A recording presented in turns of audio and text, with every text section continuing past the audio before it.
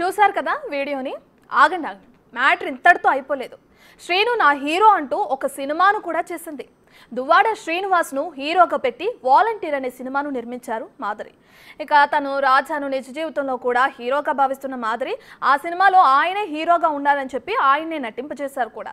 Duvvada శ్రీనివాస్తో action సీన్లను కూడా ఈ సినిమాలో షూట్ చేయించారు దివ్వెన మాధురి.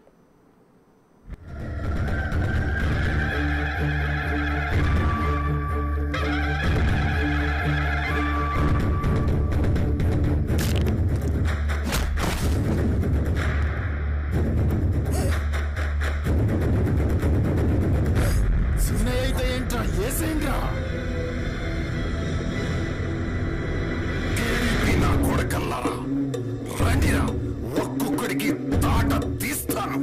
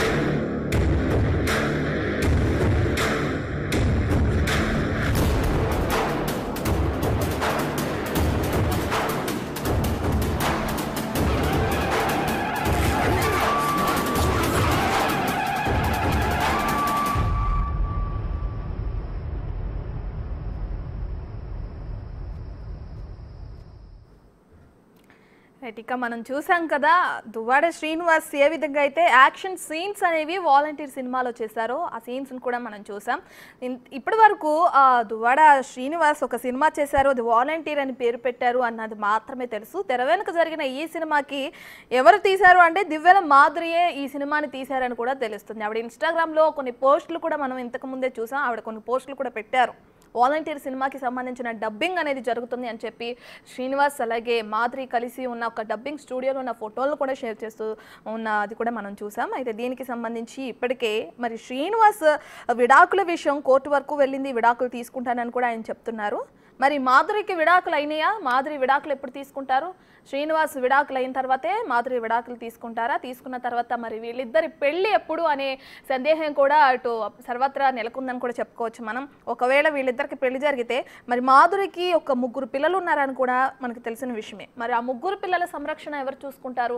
శ్రీనివాస్ చూసుకుంటారా లేదంటే మాధురి ప్రస్తుత భర్త ఎవరైతే ఉన్నారో ఆయన చూసుకుంటారా? అసలు పిల్లలు ఎక్కడుంటారు అనేది కూడా ప్రశ్నార్థకంగా మారింది. ఇటు వాణికి సంబంధించి చూస్తే వాణి పిల్లలు మాత్రం ఇప్పటికే మనం చాలాసార్లు చూసాం కూడా. వాణి తరపునే వచ్చి మా నాన్న తప్పు చేస్తున్నారు అని చెప్పి ఏ విధంగా అయితే ఇంటి దగ్గర నిరసన తెలియజేస్తున్నప్పుడు వాణి ఆవిడతో పాటు పిల్లలు కూడా వచ్చారు. సో వాణి పిల్లలు వాణి దగ్గరే ఉంటారని కూడా అర్థమవుతుంది. ఒకరికి మ్యారేజ్ కూడా అయిపోయింది. మరి ఇటు మాధురి పిల్లలు ఎక్కడ ఉంటారనేది కూడా ప్రశ్నార్థకంగా మారింది. ఆ విషయాలకి సంబంధించి ఇంకా సమాధానం రావాల్సి ఉంది. మాధురి కొన్ని వీడియోస్లో కూడా చెప్పారు, ఒకవేళ బిగ్ బాస్లోకి పిలిస్తే కనుక వెళ్ళే ఇంట్రెస్ట్ ఉంది అని చెప్పి. ఏదేమైనప్పటికీ దువ్వాడ శ్రీనివాస్ అనే వ్యక్తి అటు వైఎస్ఆర్సీపీ పార్టీ నుంచి ఎన్నికై టెక్కల్ నియోజకవర్గంలో ప్రజలకు సేవ చేయాల్సింది పోయి ఏదైనా ఒక ఇష్యూ అంటే ఒక భార్యాభర్తల మధ్య మూడో వ్యక్తి ఎంటర్ అయ్యారనే ఇష్యూ ఆయన వరకు వస్తే ఒక రాజకీయ నేతగా దాన్ని ఇది చేయాల్సి చర్చించి వాళ్ళని ఇది సముదాయించాల్సిన వ్యక్తి జీవితంలో ఇప్పుడు చూసుకుంటే దివ్యల మాధురి ఎంటర్ అయిన తర్వాత కుటుంబ వ్యవహారం అనేది రోడ్డుకెక్కింది. ఎప్పటి నుంచో భార్యాభర్తల మధ్య వివాదాలు చెలరేగుతున్న నేపథ్యంలో ఇప్పుడు దివ్యల మాధురి ఎంటర్ అయిన తర్వాత ఈ వ్యవహారం రోడ్డుకెక్కింది. ఇటు పార్టీ తరపు నుంచి కానీ ఇటు ప్రజల తరపు నుంచి కానీ కొంతమంది శ్రీనుకి సపోర్ట్ చేసే వాళ్ళు ఉన్నారు, కొంతమంది వాణికి సపోర్ట్ చేసే వాళ్ళు కూడా ఉన్నారు. ఏదేమైనప్పటికీ ఎంత వ్యవహారం జరుగుతున్నా ఇటు సోషల్ మీడియాలో కానీ రాజకీయ పరంగా కానీ ఏ విధంగా అయినా కానీ ఇంత వ్యవహారం జరుగుతున్నా కొన్నిసార్లు నేను మనస్తాపానికి చెంది చనిపోదాం అనుకున్నానని కూడా చెప్పి కూడా మాధురి యాక్సిడెంట్ చేసిన అది కూడా మనం చూసాం. తన ప్రాణాల మీదకి తెచ్చుకొని మీరు చేస్తున్న కామెంట్స్ వల్ల నేను చనిపోదాం అనుకుంటున్నాను, ఈ వ్యవహారం వల్ల నేను చనిపోదాం అనుకుంటున్నాను కూడా చెప్పింది. సో ఎంత జరుగుతున్నా ఏదేమైనప్పటికీ ముగ్గురి మధ్య తిరుగుతున్న ఈ వ్యవహారంలో మాధురి మాత్రం నేను ఎక్కడా తగ్గను అని అంటుంది. వాణి అయితే ప్రస్తుతానికి సైలెంట్ అయిందనే చెప్పుకోవచ్చు. మాధురి మాత్రం వీడియోలు తీసి నా రాజాకి ఇష్టమైన కూర అని చెప్పి నా రాజాకి ఇష్టమైన ఫుడ్ అని చెప్పి వీడియోలు పెడుతుంది యూట్యూబ్లో. తనతో కలిసి సినిమాలు చేస్తుంది, తనకి సంబంధించిన రీల్స్ని పోస్ట్ చేస్తుంది. ఎక్కడా కూడా నేను తగ్గను, తనని వివాహం చేసుకుంటానని చెప్పి కూడా మాధురి చెప్పడం మనం చూస్తున్నాం.